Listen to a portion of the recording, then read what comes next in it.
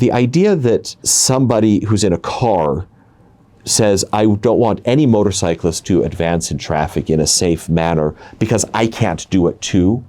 Really? Why do you care? Listen, I know people have a lot of feelings one way or the other about lane splitting, lane filtering. Most motorcyclists, I think, are in favor of at least having the option of lane filtering. Let's talk about what the difference is between lane filtering and lane splitting. Lane splitting is while you're going the speed of other traffic, meaning you're on the freeway, you're going, 65 or whatever the speed limit is on the freeway, and you go between cars at speed. Now, let's be clear. Lane splitting and weaving in and out of traffic are two different things. Lane splitting actually requires you to share the lane with another vehicle. Now, lane filtering is a species of lane splitting, but it's a little brother.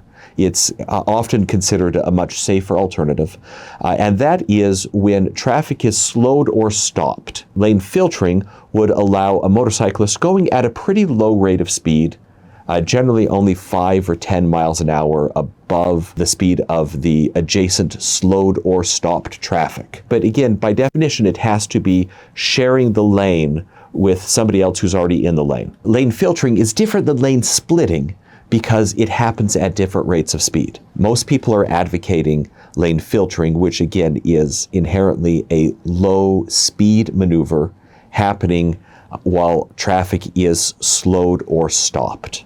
There are generally two purposes of lane filtering. First, most obvious, is the motorcyclist can fit, and so why is the motorcyclist taking a spot up in traffic that could be filled by another vehicle?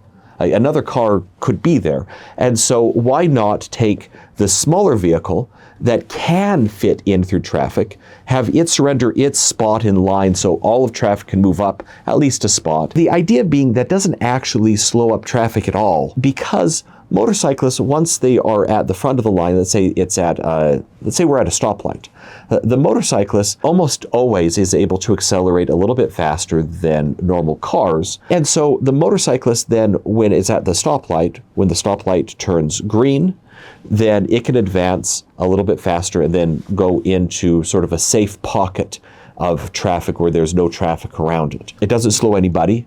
It just makes everybody a little bit faster. So the second reason is that of safety. The idea being that motorcyclists, especially at the end of a stopped vehicle, of a line of stopped vehicles, is pretty vulnerable. And if somebody were to rear end that motorcyclist, then that motorcyclist very possibly will be severely hurt or die. The idea of lane filtering is if you can get in between cars, then just like we've seen in, I think, a video that we recently put up, that if there is a rear end accident that happens, it's not going to be us, it's going to be maybe a car that's adjacent. I've seen a lot of comments that feel that lane filtering is unsafe. And let's be clear, lane filtering and lane splitting are different beasts, and they involve different risks.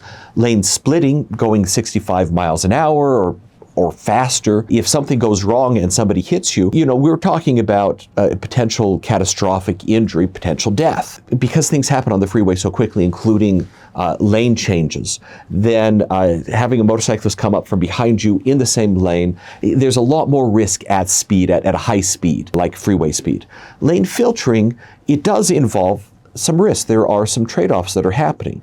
But everything that we do is a trade-off. The motorcyclist is mitigating against the risk of being rear-ended and having catastrophic injury, but sure, there is some risk that a vehicle ahead of him is going to suddenly change lanes. I've heard people say that they'll open the door, that the car will open the door when they see the motorcyclist. That is not a risk that I'm considering, because that would be illegal. That's battery. People really would and should be prosecuted for that and probably go to jail, maybe for a long time if there's significant injury. It's tough to try to build statute and try to figure out safety issues on the road when we throw in intentional misconduct. We're not talking about that.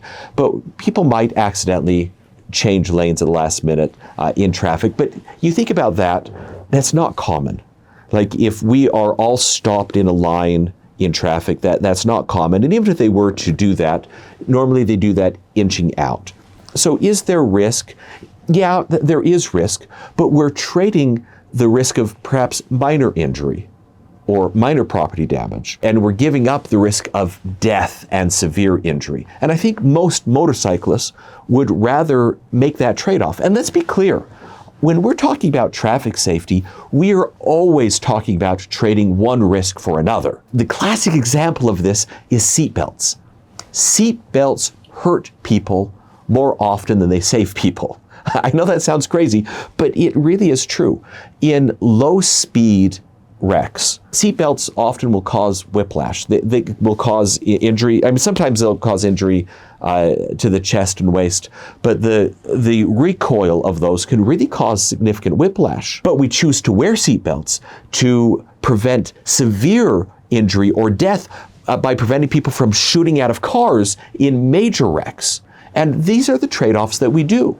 Lane filtering is a similar trade-off. We are choosing one risk over another risk. And I think it's one that makes a whole lot of sense. My thought on the people that have a huge issue with it, like, oh, no, you're gonna have to wait in line. The idea that somebody who's in a car says, I don't want any motorcyclist to advance in traffic in a safe manner because I can't do it too.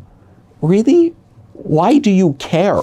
What does it matter to you if somebody who can fit in traffic gets home a little bit faster and everybody else gets to the front of the line fractionally a little bit faster too? If it can be done safely and it can be done in a way that doesn't cause injury and doesn't inconvenience you at all, then why not share the road? It's not like it's your road.